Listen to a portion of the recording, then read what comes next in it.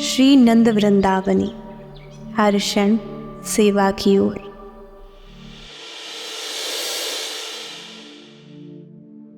Radhe Radhe. Shri A.C. भक्ति वेदांत स्वामी प्रभुपाद द्वारा प्रस्तुत श्रीमद् भगवद गीता यथारूप का दिव्य ज्ञान। श्रीमद् भगवद गीता अध्याय 14। प्रकृति के 3 गुण, सतोगुण, रजोगुण और तमोगुण।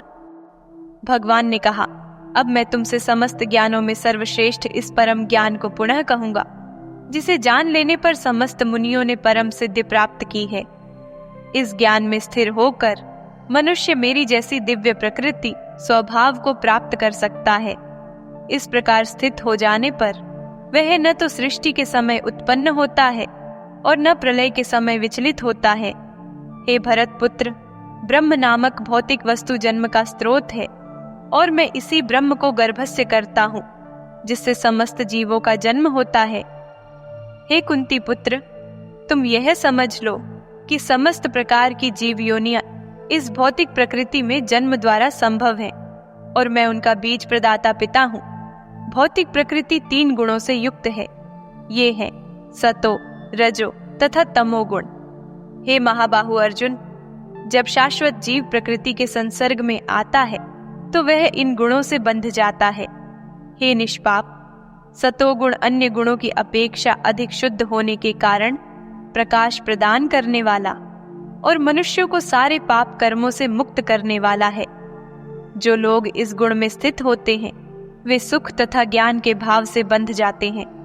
हे कुंती पुत्र, रजोगुण की उत्पत्ति असीम आकांक्षाओं तथा तृष्णाओं से होती है और इसी के कारण से यह देहधारी जीव सकाम कर्मों से बंध जाता है। हे भरत पुत्र, तुम जान लो कि अज्ञान से उत्पन्न तमोगुण समस्त देहधारी जीवों का मोह है। इस गुण के प्रतिफल पागलपन, प्रमाद, कालस तथा नींद है, जो बद्ध जीव को बांधते हैं।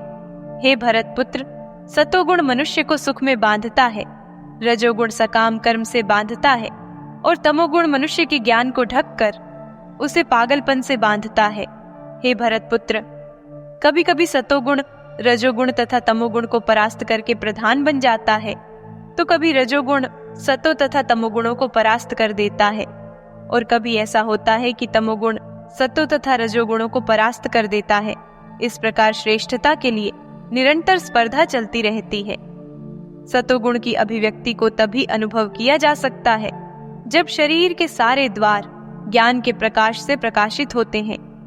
हे भरतों में श्रेष्ठ, जब रजोगुण बढ़ता है तो अत्यधिक आसक्ति, कामुक कर्म, तीव्र उद्यम और अनियंत्रित इच्छा एवं लालसा के लक्षण प्रकट होते हैं। जब अंधकार बढ़ता है तब, हे कुरुपुत्र, अंधकार, जड़ता, पागलपन और भ्रम प्रकट होते हैं। जब तमोगुण में वृद्धि हो जाती है तो, हे कुरुपुत्र, अंधेरा, जड़ता, प्रमत्तता तथा मोह का प्राकट्य होता है। जब कोई रजोगुण में मरता है तो वह सकाम कर्मियों के बीच जन्म ग्रहण करता है और जब कोई तमोगुण में मरता है तो वह पशु योनि में जन्म धारण करता है। पुण्य कर्म का फल शुद्ध होता है और सात्विक कहलाता है, लेकिन रजोगुण में संपन्न कर्म का फल दुख होता है और तमोगुण में किए गए कर्म मूर्खता में प्रतिफलित होते हैं। सतोगुण से वास्तविक ज्ञान उत्पन्न होता है, रजोगुण से लोभ उत्पन्न होता है और तमोगुण से अज्ञान, प्रमाद और मोह उत्पन्न होते हैं। सतोगुणी व्यक्ति क्रमशः उच्च लोकों को ऊपर जाते हैं, रजोगुणी इसी पृथ्वी लोक में रह जाते हैं और जो अत्यंत गर्हित तमोगुण में स्थित हैं, वे नीचे नरक लोकों को जाते हैं। जब कोई यह अच्छी तरह जान लेता है कि समस्त कार्यों में प्रकृति के 3 गुणों के अतिरिक्त अन्य कोई कर्ता नहीं है, और जब वह परमेश्वर को जान लेता है जो इन 3 गुणों से परे है, तो वह मेरे दिव्य स्वभाव को प्राप्त होता है।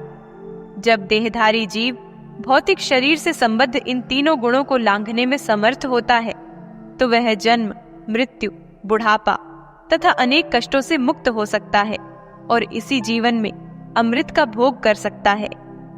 अर्जुन ने पूछा, हे भगवान, जो इन 3 गुणों से परे है वह किन लक्षणों के द्वारा जाना जाता है, उसका आचरण कैसा होता है और वह प्रकृति के गुणों को किस प्रकार लांघता है।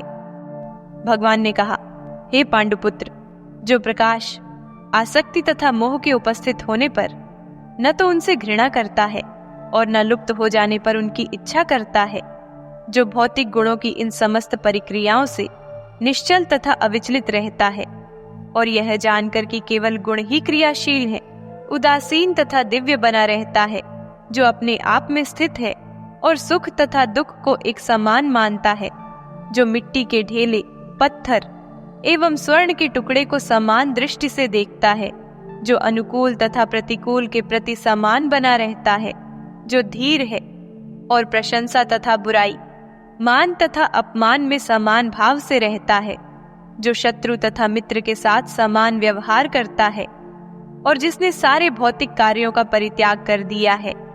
ऐसे व्यक्ति को प्रकृति के गुणों से अतीत कहते हैं, जो समस्त परिस्थितियों में अविचलित भाव से पूर्ण भक्ति में प्रवृत्त होता है।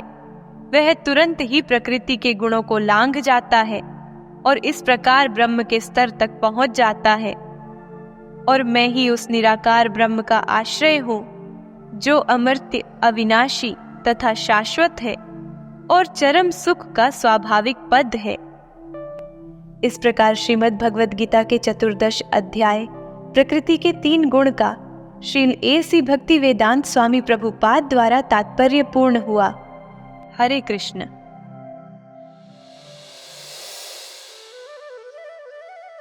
श्री राधा रानी प्रेम का वास्तविक स्वरूप है और भगवान श्री कृष्ण उस प्रेम के प्रतिपादक हैं। जो जीव श्री राधा कृष्ण के दिव्य संबंध को भली भांति समझ लेता है, वही प्रेम के माधुर्य रस का सच्चा आस्वादन कर पाता है।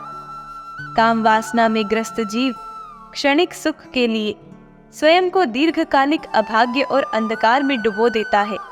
इसके विपरीत श्री राधा रानी की आत्मकथा जीवन को प्रेम पूर्वक जीने का अद्भुत उदाहरण है। उनकी कथा जीव को परम धाम की ओर लौटने का अत्यंत सरल मार्ग प्रदान करती है। पूज्य गौ माता जीवात्मा की 7 माताओं में से एक है, अतः उनकी सेवा के लिए हमें किसी आमंत्रण की आवश्यकता नहीं है। वे जीव वास्तव में निकृष्ट हैं और उनकी आत्माएं पतित हैं, जो गौ माता को अनाथ छोड़कर, उन्हें अनैतिक रूप से दुहकर, बछड़ों से अलग करके, उनसे दुर्व्यवहार करके अथवा उनका भक्षण करके प्रत्यक्ष या अप्रत्यक्ष रूप से उन्हें कष्ट पहुंचाते हैं। सौभाग्यशाली वे लोग हैं जो निःस्वार्थ भाव से गौ माता को अपनाते हैं, उनकी सेवा करते हैं और अध्यात्म उन्मुख गौशालाओं को दान देकर पुण्य अर्जित करते हैं। राधे राधे। ऐसी और आध्यात्मिक वीडियो देखने के लिए हमारे चैनल को सब्सक्राइब करें और नई वीडियो सबसे पहले देखने के लिए नोटिफिकेशन बेल दबाएं। राधे राधे।